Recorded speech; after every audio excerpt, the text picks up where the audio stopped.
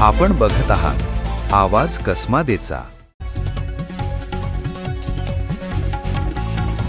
बागलाण तालुक्यातील जायखेड्यात ग्रामपंचायतीच्या कारभारावरून ग्रामस्थ आक्रमक, ठिय्या आंदोलनाचा आज 8वा दिवस।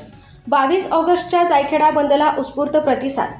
बागलाण तालुक्यातील जायखेडा येथे ग्रामपंचायतीच्या कामकाजात पारदर्शकता आणावी, नियमित ग्रामसभा घ्याव्यात, तसेच विकास कामे आणि निधीच्या खर्चाचा संपूर्ण हिशोब ग्रामस्थांसमोर सादर करावा या प्रमुख मागण्यांसाठी ग्रामस्थ बापूजी गांगीनाथ मोगरे यांचे लाक्षणिक ठिय्या आंदोलन सुरू आहे। 15 ऑगस्ट रोजी दुपारी 12 वाजता सुरू झालेले हे आंदोलन आज 8व्या दिवशीही सुरूच आहे।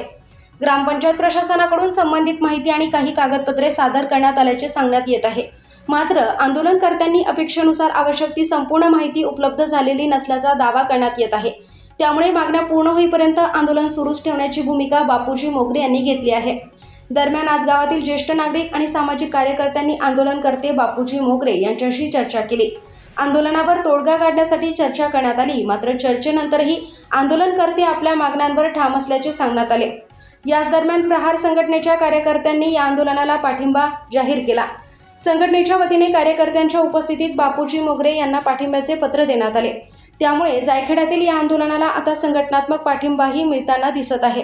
दरम्यान आंदोलनाच्या पार्श्वभूमीवर 22 ऑगस्ट रोजी जायखेडा बंदचे आवाहन करण्यात आले होते।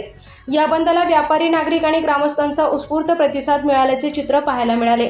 ग्रामपंचायतीच्या कारभारातील पारदर्शकता आणि विकास कामांच्या निधीचा हिशोब ग्रामस्थांसमोर मांडावा या मागणीसाठी गावातील वातावरण चांगलेच चर्चेत आले आहे। आता ग्रामपंचायतीकडून सादर करण्यात आलेली कागदपत्रे, आंदोलनकर्त्यांच्या मागण्या आणि प्रशासनाची पुढील भूमिका यावर या प्रकरणाची पुढील दिशा ठरणार आहे। ग्रामस्थांच्या मागण्यांवर प्रशासन काय भूमिका घेणार, सादर करण्यात आलेली कागदपत्रे आंदोलनकर्त्यांना समाधानकारक वाटणार का आणि या आंदोलनावर तोडगा कधी निघणार याकडे आता संपूर्ण बागलाण तालुक्याचे लक्ष लागले आहे।